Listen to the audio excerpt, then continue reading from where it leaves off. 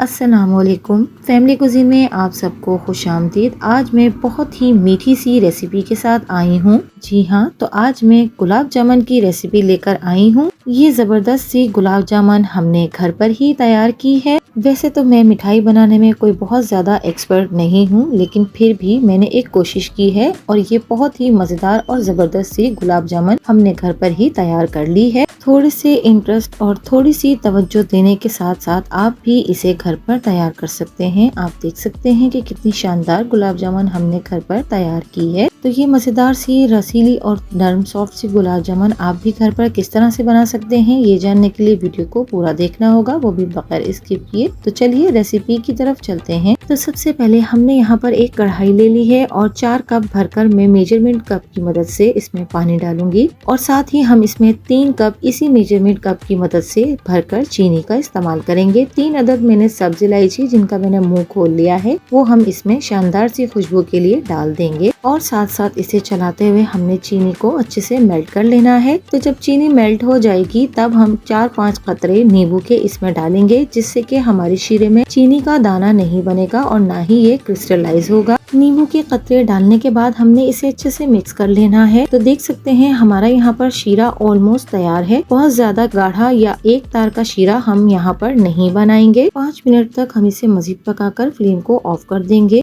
अब हम यहाँ पर एक बाउल लेंगे और 1 कप भरकर इसमें सूखा दूध डाल लेंगे। आप अपने हिसाब से कोई भी ले सकते हैं, मैंने यहाँ पर नीडो लिया है। 4 टेबल स्पून हम इसमें मैदा के डालेंगे और हाफ कप हम इसमें दूध का शामिल कर देंगे। हाफ टी स्पून मैं यहाँ पर बेकिंग पाउडर का इस्तेमाल कर रही हूँ और 1 टेबल स्पून मैंने मेल्टेड घी इसमें डाला है और इन्हें अच्छी तरह से हमने मिक्स कर लेना है। इसे हमने हल्के हल्के हाथों से मिक्स करना है। मैं इसे मिक्स करने का कह रही हूँ, ना कि गूंदने का। गूंदने से इसमें ग्लूटेन पैदा हो जाएगा, जिससे कि हमारी गुलाब जामुन में गुठली बनेगी, जो कि हम नहीं चाहते हैं कि हमारी गुलाब जामुन के अंदर गुठली बने। इसीलिए बस हमने इसे अच्छे से मिक्स कर लेना है ताकि इसकी तमाम पाउडर वगैरह सब अच्छे से मिक्स हो जाए। तो शुरू में जब हम इन्हें मिक्स करेंगे तो आपके हाथों पे ये चिपकेगा, ये स्टिकी सा लगेगा, लेकिन जब हम इसे गूंद कर रेस्ट कर देंगे 10 मिनट तक के लिए तब ये सेट हो जाएगा। 10 मिनट हमारे यहाँ पर कंप्लीट हो गए हैं। हल्का सा हाथों को हम ऑयल से ग्रीस करेंगे। उसके बाद हम एक छोटा सा अमाउंट हाथों में लेंगे इसकी गोलियां बनाने के लिए।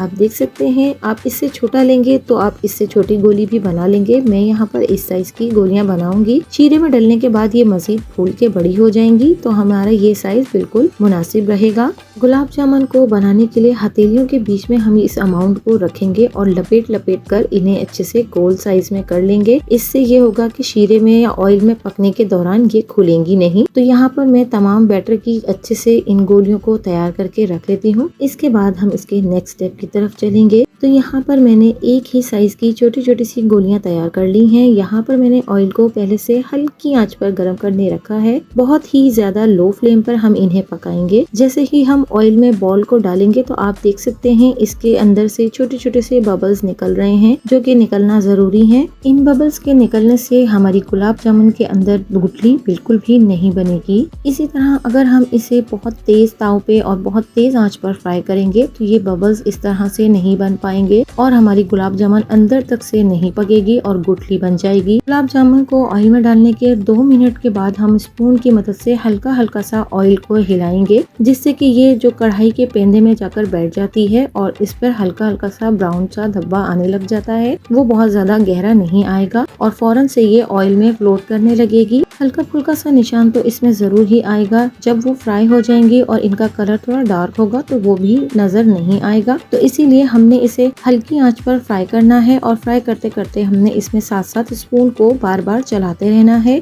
जिससे कि तमाम गुलाब जामुनों का कलर एक जैसा आएगा। बिल्कुल भी इसका कलर डिफरेंट नहीं होगा, कोई तेज कोई हल्की ऐसी नहीं होगी। आप देख सकते हैं कि मैं इसमें मुस्तकिल हल्के हल्के हाथ से स्पून को हिला रही हूँ और हमारी गुलाब जामुन भी बिल्कुल एक जैसे रंग की तैयार हो रही हैं। और अगर आपने नोटिस किया हो तो इनका साइज भी पहले से डबल हो चुका है और ये मजीद शीरे में जाने के बाद बड़ी हो जाएंगी। तो हमारे यहाँ पर गुलाब जामुनों का जिस तरह का कलर हमें चाहिए था वो आ चुका है। मैं अब इन्हें ऑयल से बाहर निकाल कर एक प्लेट में रख लूंगी। तो आप देख सकते हैं हमारी ये गुलाब जामुन का कलर कितना अच्छा आया है और कितने अच्छे से ये बन गई हैं। बिल्कुल भी इसमें कोई क्रैक वगैरह नहीं आए हैं। और तमाम गुलाब जामुनों का साइज तकरीबन सेम ही है। अब मैं यहाँ पर इसका दूसरा पूर भी ऑयल में डालकर इन्हें भी अच्छे से तैयार कर लूंगी। सेम उसी तरह से जिस तरह से हमने इसका पहला पूर निकाला है, बिल्कुल उसी तरह से हमने इसे भी तैयार करना है। गुलाब जामुन एक ऐसी मिठाई है जो कि हर घर में हर कोई पसंद करता है और बहुत ही शौक से खाता है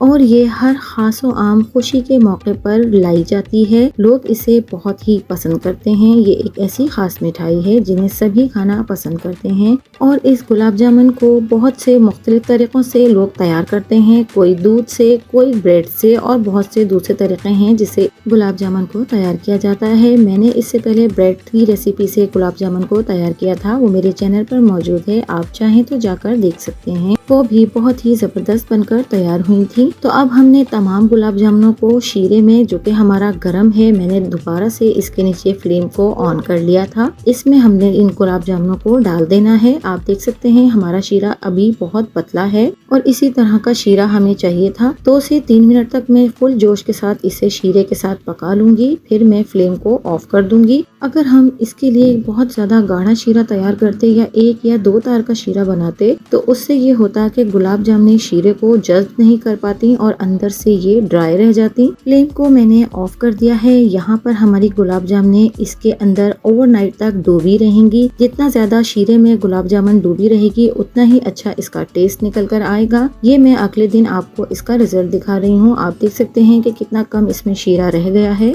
क्योंकि गरम गरम शीरा तमाम गुलाब जामुन ने अपने अंदर एब्जॉर्ब कर लिया है। यहाँ पर मैंने प्याली में तमाम गुलाब जामुनों को निकाल लिया है। बहुत ही सॉफ्ट और बहुत ही जूसी हमारी गुलाब जामुन बनकर तैयार हुई हैं। मैं इसके ऊपर शीरे को डाल दूंगी। अब मैं आपको यहाँ पर एक गुलाब जामुन तोड़कर दिखा रही हूँ। आप अंदर से भी देख सकते हैं, बिल्कुल भी इसके अंदर कोई गुठली नहीं है और ना ही ये बिल्कुल भी सख्त है और ना ही ये अंदर से बिल्कुल ड्राई है। बहुत ही जूसी, सॉफ्ट और नर्म हमारी ये गुलाब जामुन घर पर बनकर तैयार हुई है।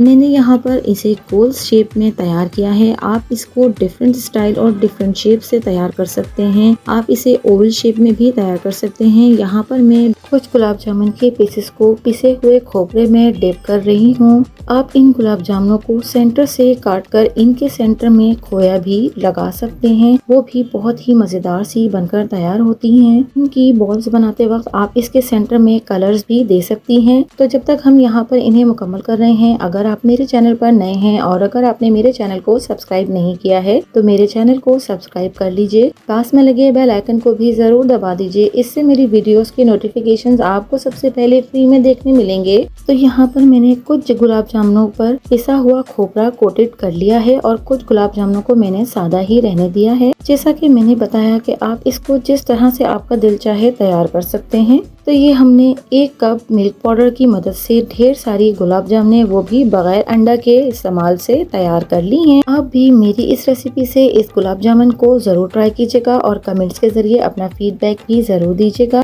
और अपने फैमिली फ्रेंड्स में मेरी इस रेसिपी को जरूर से शेयर कीजिएगा। तो अगर आपको मेरी वीडियोस और मेरी रेसिपीज पसंद आती हैं तो मेरे चैनल को लाइक, शेयर एंड सब्सक्राइब कीजिए। मिलती हूँ किसी नई वीडियो, नई रेसिपी के साथ। अल्लाह हाफिज।